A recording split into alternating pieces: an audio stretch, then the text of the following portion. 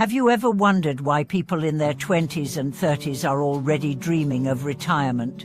Why is it that even those just starting their careers often fantasize about escaping it all, retreating to a quiet town, sipping coffee with no deadlines, no meetings, no pressure?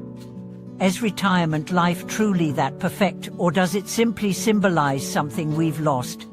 Welcome back to the channel. I'm grateful you're here.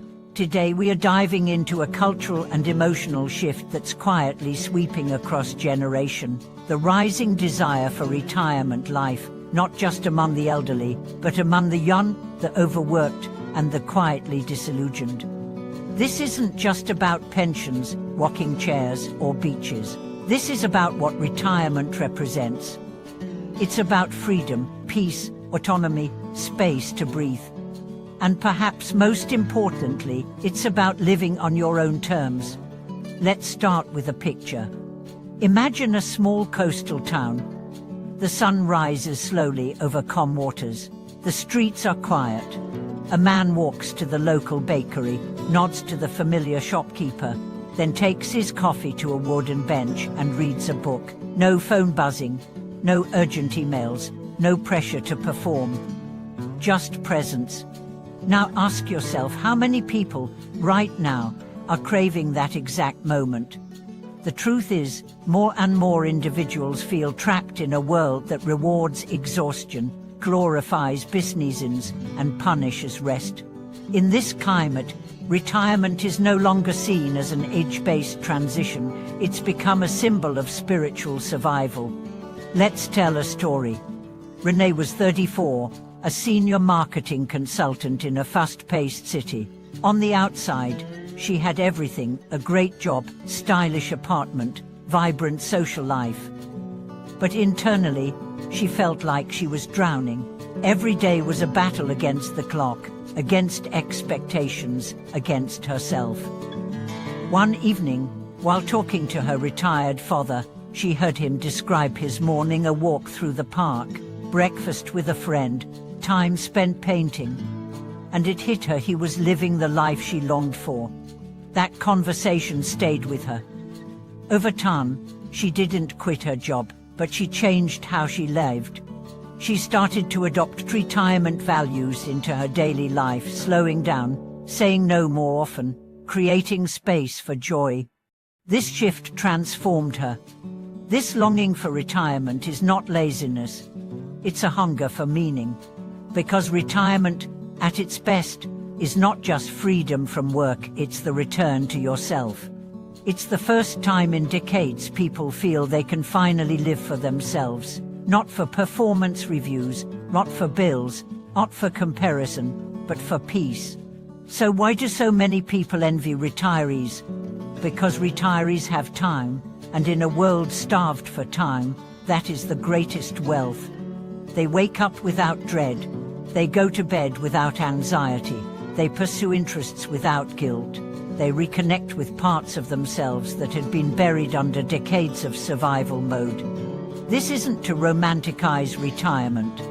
Not everyone has a luxurious pension or perfect health, but even so, many retirees report a deeper sense of satisfaction, not from wealth, but from simplicity.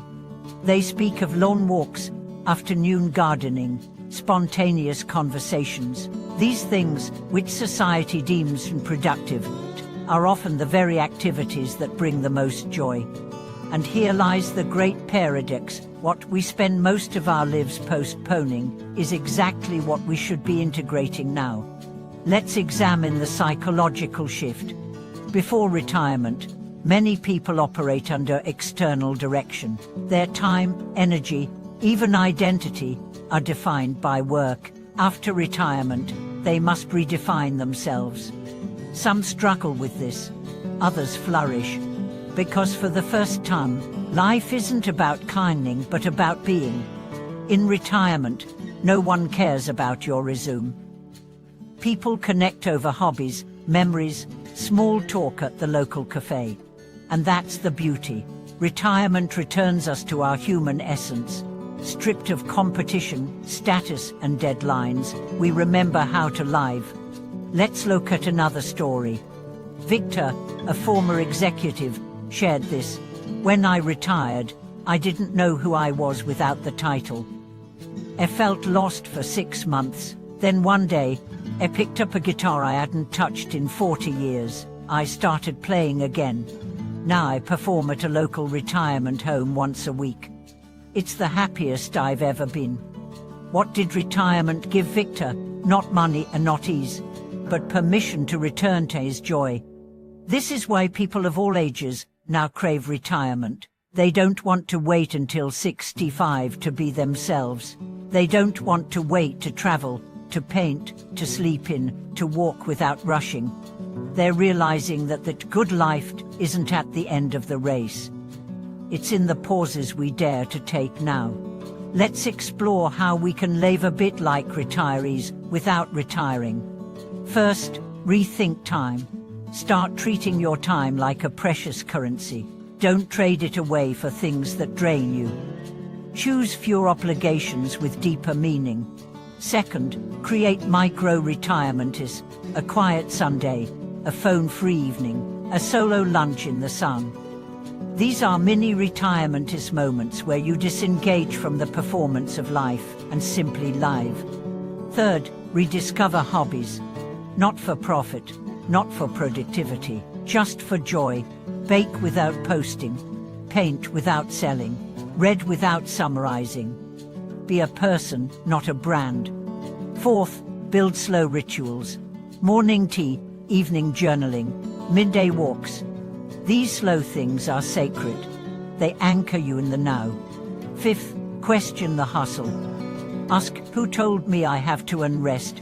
Why do I feel guilty when I pause? What would happen if I stopped proving and started living? The truth is, retirement isn't about stopping work, it's about starting life. And many are now choosing to start life before they end work. There's another side to this community. Retirees often rebuild social bonds. They talk to neighbors, volunteer, attend local events. They engage not with ambition, but with care. Imagine if more of us did that now. If we made time for conversation, for service, for simply being present with another human without a transactional goal. That is retirement energy. And it's healing. And it's needed more than ever. Because in a world that's faster, louder, and more anxious than ever, the quiet, slow, gentle life has become revolutionary. So here's the invitation. Don't wait until you're old to feel alive. Start now. Integrate slowness into your speed. Infuse silence into your noise. Bring simplicity into your complexity. Because the life you think you'll finally live at 65 is often available now if you're brave enough to let go. Thank you for watching this video. If you've ever felt this longing for a quieter, more soulful life, drop a comment below. Share your version of retirement living, whether it's 5 minutes of peace or a complete mindset shift. Don't forget to like, subscribe, and share this with someone who needs permission to rest, not later, but today.